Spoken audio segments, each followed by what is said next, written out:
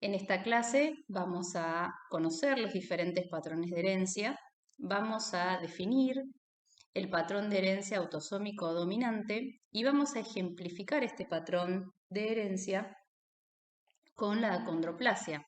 Vamos a reconocer en la acondroplasia el patrón de herencia autosómico dominante y vamos a definir las características clínicas de esta condición. Vamos a definir entonces un patrón de herencia. La forma en que se transmiten de una generación a la siguiente los fenotipos resultantes de la interacción del genotipo con el ambiente se denominan patrones hereditarios. Si nosotros pensamos en las condiciones o en enfermedades, vamos a ver que vamos a encontrar diferentes patrones hereditarios. Vamos a hablar de condiciones monogénicas o mendelianas, vamos a hablar de un patrón de herencia multifactorial y patrones particulares que corresponden, por ejemplo, a las enfermedades mitocondriales y la impronta genómica. Todos estos patrones de herencia nosotros los vamos a ir charlando y abarcando, estudiando en todo lo que es la cursada este año. Vamos a comenzar entonces por las enfermedades o condiciones monogénicas que también lo van a poder leer como herencia mendeliana. En este caso, las enfermedades monogénicas tienen un gen responsable de esta condición. Fíjense en que si analizamos la localización de ese gen que va a ser responsable, por ejemplo, de una enfermedad monogénica, tenemos que pensar que ese gen puede estar ubicado, por un lado, en los autosomas, en ese caso será una condición autosómica, o por otro lado puede ser ligada al sexo. Esta clasificación va a tener que ver con la localización de ese gen. Esto quiere decir, para empezar a definir, cuando hablamos de una condición autosómica, tenemos que pensar que el gen estará localizado en el cromosoma del 1 al 22. Eso define a los autosomas. Por otro lado, si estamos pensando en los cromosomas sexuales, es decir, que el gen está ubicado en alguno de los cromosomas sexuales, estaríamos pensando en que esa condición es ligada al sexo. Por otro lado, a su vez, estas enfermedades o condiciones monogénicas podrán ser dominantes o recesivas. Fíjense en que en este cuadro lo que podemos ver es la combinación que se da, es decir, condiciones autosómicas podrán ser dominantes o recesivas y condiciones ligadas en este caso al cromosoma X, a uno de los cromosomas sexuales, también podrán ser dominantes o recesivas. Si ustedes se fijan en este cuadro, se ven ejemplos de enfermedades, muchas de las cuales nosotros abarcaremos también en la cursada. En esta diapositiva, lo que podemos observar es un cariotipo. Ustedes fíjense en que encuentran de a pares los cromosomas. Los cromosomas, fíjense en que están ordenados por tamaño, tienen cada uno de ese par una forma, un bandeo en particular, eso define al par de homólogos. Esos pares, fíjense, del 1 al 22 corresponde a lo que habíamos definido como los autosomas.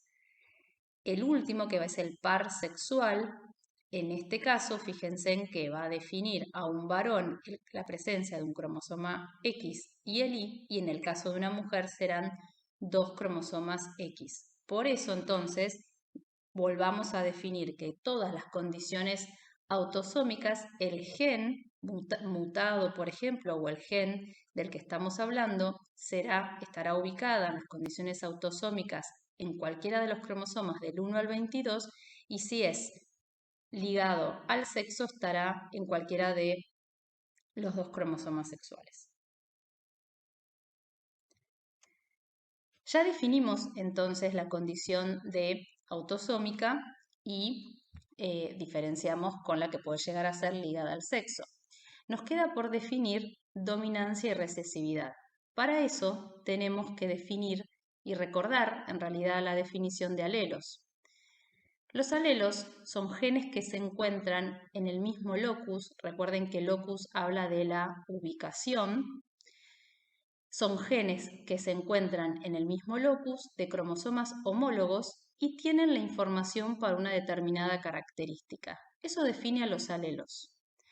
Ahora, lo que podemos y tenemos que prestar atención a que esa información para esa característica puede ser para esos alelos, los dos alelos pueden tener la misma información o puede ser diferente. Entonces, fíjense que en el caso del heterocigota, el individuo posee dos alelos diferentes. ¿Esto qué quiere decir para ese gen? Quiere decir que la información que tienen esos alelos son diferentes. En el caso del homocigota, esos dos alelos tienen la misma información. Fíjense en que en el esquema que tienen en esta diapositiva, los individuos homocigotas, en este caso vamos a representarlo con letras. Fíjense en que en el caso de los homocigotas van a estar representados en los dos casos tienen la misma información y en este caso se representa por ejemplo, las dos A mayúsculas o el individuo que tiene las dos A minúsculas. Esos son los individuos homocigotas. Fíjense que entonces los dos alelos, los dos genes, tienen la misma información. Ahora bien, el individuo heterocigota, fíjense en que no, la información es diferente, que se ejemplifica con la A mayúscula y con la A minúscula. Esto se los quiero aclarar por convención, los genes dominantes se representan en letras mayúsculas y los recesivos en minúsculas. Entonces, sabiendo la definición de heterocigota y homocigota, podemos entrar en lo que es la definición de dominancia y recesividad. Dominancia. En el caso de la dominancia, un gen es dominante cuando se expresa tanto en homocigosis y en heterocigosis. ¿Esto qué quiere decir? Cuando en un individuo heterocigota expresa un solo alelo, ese alelo es dominante sobre el otro. En general, cuando hablamos, por ejemplo, si bien estamos diciendo que en las condiciones de los genes dominantes se van a expresar en homocigosis y en heterocigosis, es importante aclarar que los estados homocigotas en general son situaciones clínicas mucho más severas y muchas veces letales. Por otro lado, en la recesividad, un gen recesivo necesita estar en estado homocigota para poder expresarse, es decir, los genes recesivos, nuestro individuo tendrá que tener los dos genes recesivos, esos dos alelos recesivos, para que pueda expresarse la recesividad. Tenemos que pensar que las condiciones recesivas las vamos a charlar próximamente en otra clase, lo que sí tendremos que saber que en el caso de un individuo, de nuestro individuo homocigota recesivo, recibió de cada uno de los progenitores unos de esos genes, tomando como ejemplo, por ejemplo, una mutación, recibió de cada uno de los progenitores de la mamá y del papá, para finalmente recibió un gen de cada uno de sus progenitores y él, por ser una condición recesiva en estado homocigota, sí va a expresar la enfermedad. Exclusivamente la recesividad, entonces, en estado de homocigosis. Cuando en estados particulares ambos alelos se expresan, hablamos de codominancia. Vamos a analizar, venimos analizando de lo que tiene en cuanto a la expresión de los genes. Estamos hablando de condiciones monogénicas que siguen las leyes mendelianas. Tenemos que pensar que esa expresividad se ve afectada por varios procesos. Varios de estos procesos nosotros los vamos a ir analizando en lo largo de la cursada, pero en esta clase queremos introducir el término de penetrancia.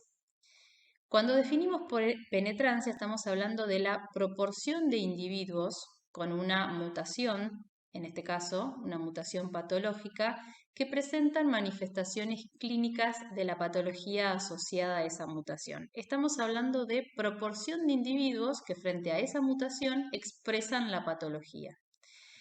Esto puede ser, podemos hablar de penetrancia incompleta de un gen o penetrancia completa. Cuando hablamos de penetrancia completa quiere decir, si nuestro paciente tiene la mutación, va a expresar el fenotipo. Esto va a ser muy importante en el caso de la clase de hoy porque es el ejemplo de la acondroplasia. Si nuestro paciente tiene la mutación, va a expresar la acondroplasia. Eso es hablar de una penetrancia completa o del 100%. Cuando hablamos de penetrancia incompleta, en este caso vamos a hablar que el efecto del gen se presenta en un porcentaje de las personas que portan, en este caso, el gen. Esto es importante para tener en cuenta cómo de alguna manera esta expresión se va a ver modificada por distintos procesos. En este caso hablamos de penetrancia. En esta diapositiva lo que estamos observando es el cuadro de Punnett.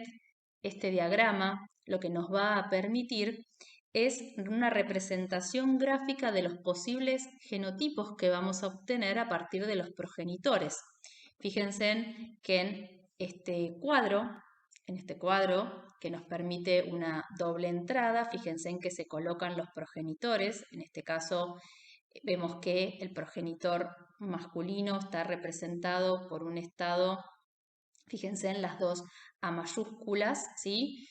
Y en el caso del femenino por las dos A minúsculas. Recuerden que fíjense en que estamos hablando de los dos alelos, ¿no? Que corresponderían para cada uno de los progenitores. Recuerden que en el caso del masculino, del papá en este caso, estaríamos hablando de genes dominantes y en el caso de la mamá de recesivos. Y fíjense en que de la combinación, a partir de colocar, ¿no es cierto?, los alelos del papá y de la mamá y de la combinación, nosotros podemos obtener la probabilidad, en cuanto a hablar de porcentajes, de probabilidad, de, a partir de los genotipos de los papás, poder saber cómo serán en términos de porcentajes su descendencia. Entonces, en la clase de hoy dijimos que vamos a definir la herencia autosómica dominante. La herencia autosómica dominante, los genes encargados de transmitir una característica se encuentran en los autosomas. Recordemos del cromosoma 1 al 22. En cualquiera de ellos puede encontrarse el gen. Y hablábamos de dominante, un gen es dominante cuando se expresa tanto en homocigosis como en heterocigosis. Fíjense en que de estas características que hablamos correspondiente a la herencia autosómica dominante, la primera nos dice que afecta por igual a ambos sexos. Esto es muy importante, esto tiene que ver con la característica de autosómica. Estamos hablando de que en este caso no va a haber diferencia en cuanto al sexo. Eso va a tener que ver cuando haya afectación, los genes estén ubicados en los cromosomas sexuales. Y dijimos que en este caso estamos hablando de los autosomas. En la segunda característica, una sola copia defectuosa del gen de la enfermedad es suficiente para causar el desorden. Esto obedece justamente porque hablamos de genes dominantes.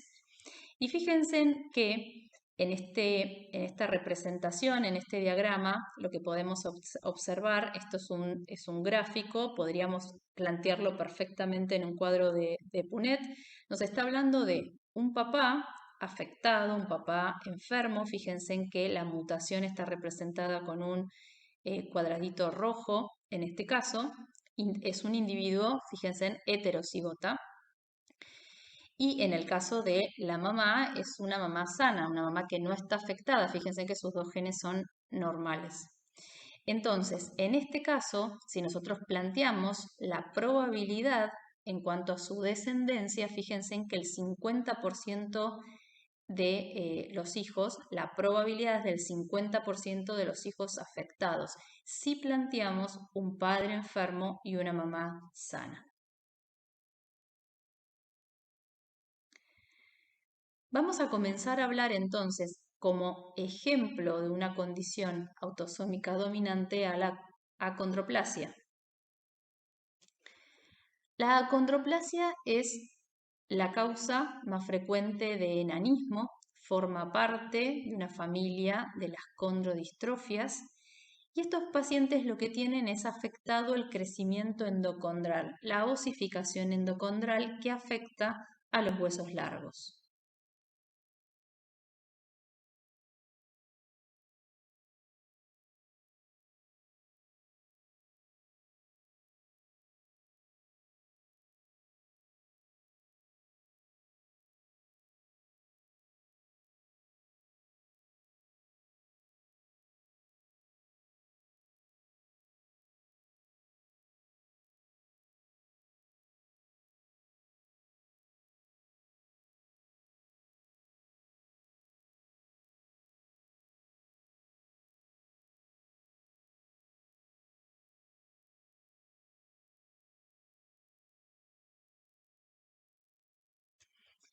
La acondroplasia es una condición monogénica, es decir, vamos a tener un gen responsable de esta condición. Es una condición autosómica dominante con una penetrancia del 100%. Esto quiere decir, recordemos, que los pacientes que presenten la mutación van a expresar la condición. Dijimos que era una condición autosómica, por lo tanto tenemos que pensar en la ubicación del gen y fíjense en que esa mutación, ese gen está ubicado en el brazo corto del cromosoma 4. El gen que presenta la mutación codifica para el receptor tipo 3 del factor de crecimiento fibroblástico.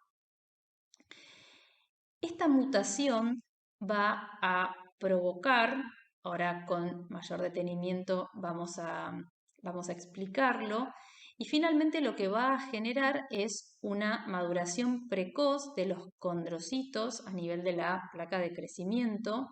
Ustedes recuerden que como hablamos de osificación endocondral, de la afectación de la osificación endocondral, recuerden que la osificación endocondral requiere un molde de cartílago hialino. Ese molde, por eso es que estamos hablando de condrocitos. La mutación a nivel del receptor de tipo 3 del factor de crecimiento fibroblástico genera una maduración precoz de los condrocitos, por lo tanto, finalmente lo que se genera es un cierre precoz de esa placa de crecimiento afectando el crecimiento longitudinal de los huesos y los huesos largos son los que están afectados. El 80% de nuestros pacientes no tienen sus papás afectados con acondroplasia. Esto quizás es un dato que les llama la atención porque por ser una condición dominante, uno esperaría encontrar como antecedente familiar que alguno de sus progenitores esté afectado y que haya transmitido ese gen dominante que se está expresando en nuestro paciente. Pero esto en general no ocurre, el 80% no tiene, de los pacientes acondroplásicos no tienen sus padres afectados. ¿Y esto a qué se debe? Esto se explica por una mutación de novo. Esta mutación de novo que ha ocurrido en las gametas de los progenitores. Observamos en esta diapositiva la ubicación de la mutación que afecta al receptor de tipo 3 del factor de crecimiento fibroblástico, del factor de crecimiento de fibroblastos. Recuerden que está ubicado en el brazo corto del cromosoma 4. El 98% de las mutaciones se deben a una mutación puntual, a una transición que genera un cambio de una guanina por una adenina. El 2% puede ocurrir por una transversión en donde ocurre el cambio de una guanina por una citosina.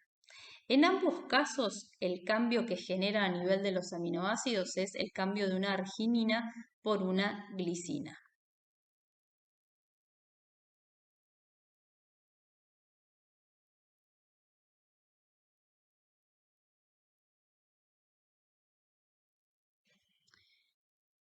Cuando el factor de crecimiento fibroblástico se une se une a su receptor de tipo 3 que normalmente genera un efecto de regulación negativa en lo que es el crecimiento de los huesos durante la osificación.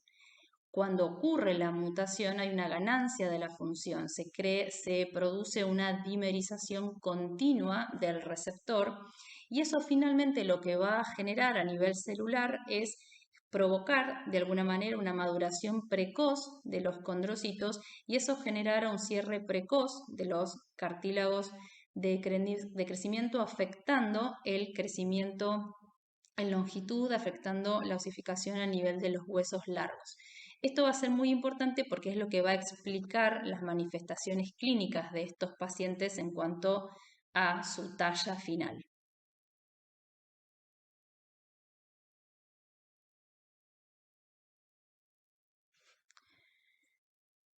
Vamos a charlar con respecto a la acondroplasia.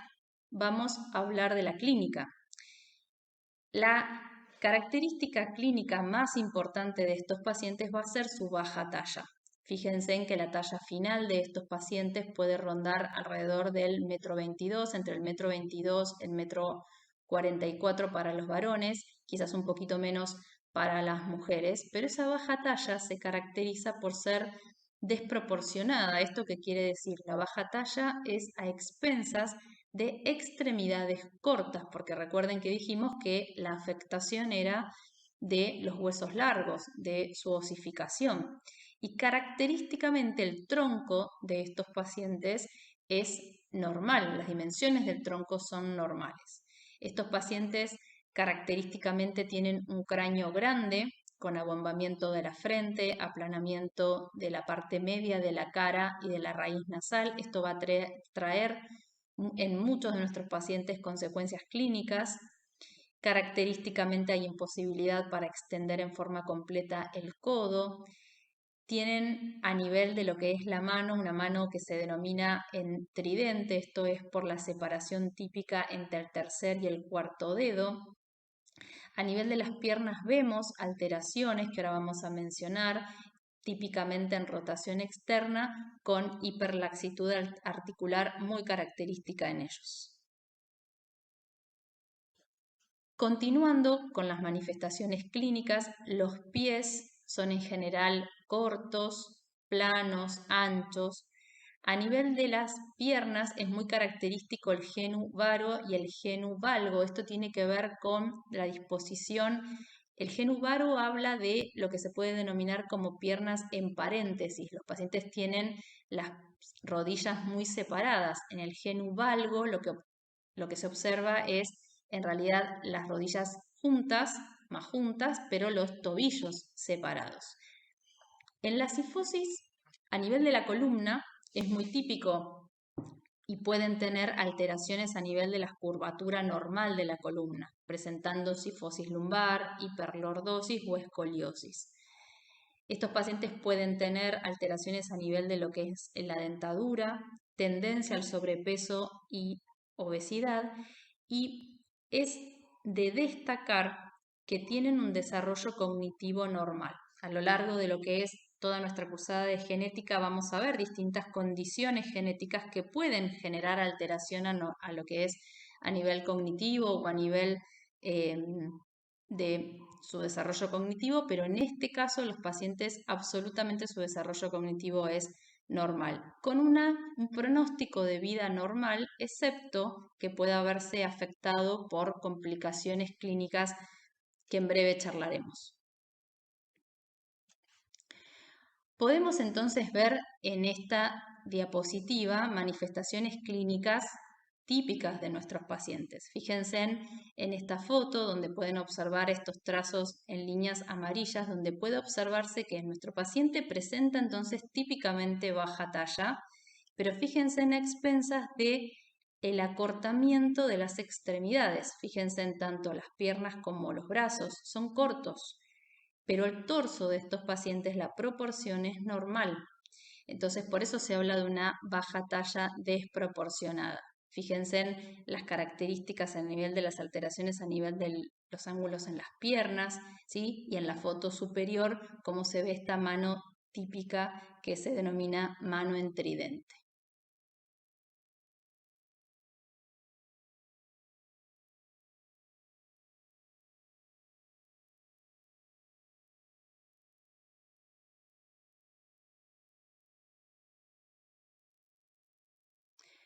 Hablamos de complicaciones. Los pacientes pueden tener mayor predisposición a patología neurológica, lo que están viendo, fíjense en cuanto al estrechamiento del foramen magnum, que puede presentarse con hidrocefalia, también pueden presentar estenosis del canal medular y esto predisponer a las apneas, por ejemplo. Esto muchas veces es lo que puede llegar a complicar el pronóstico de los pacientes. Tienen también tendencia y predisposición a lo que es la patología a nivel de oído y respiratorio. En ellos es común la rinitis, común la obstrucción y patología de vía aérea superior y enfermedad pulmonar también. Como también la predisposición a la otitis, habíamos hablado, ¿no?, de esta alteración a nivel de lo que era el cráneo línea media y esta otitis predisponer a la hipoacusia.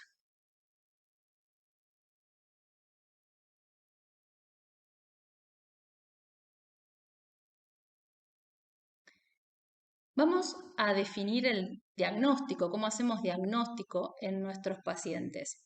Van a ver que a lo largo de lo que es la cursada en genética vamos a siempre poder plantearnos un diagnóstico prenatal y un diagnóstico postnatal.